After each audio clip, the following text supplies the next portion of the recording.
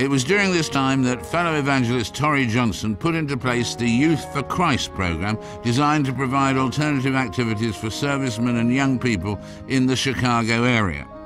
When Youth for Christ began to expand to other cities in the US and Canada, Johnson asked Graham to take on some of the preaching responsibilities. These factors, coupled with Graham's own restlessness to preach the gospel anywhere and everywhere, soon led to his resignation at Western Springs. In December of 1947, Graham agreed to become the president of Northwestern Schools in Minneapolis, a liberal arts college and theological seminary. Throughout his 4-year tenure at Northwestern, he continued to preach at Youth for Christ rallies all over the country, and he was on the road more than half the time. "I was a traveling salesman again," he said, "not displaying a case of brushes this time, just brandishing my Bible."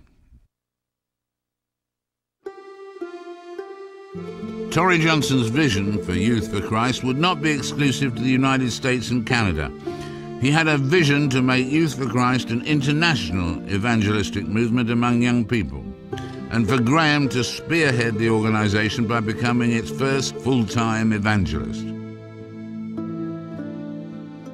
Less than a year after World War II, the team went to Europe. It was a perfect time to go. People were reeling from the war. There were shortages, hardships, and rationing.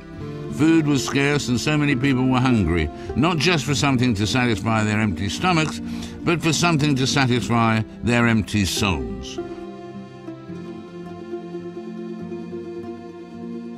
The need was so great, they split up in teams, traveling throughout the British Isles and Europe, holding 3 or 4 meetings a day in churches, movie houses, and public halls, anywhere a crowd could gather.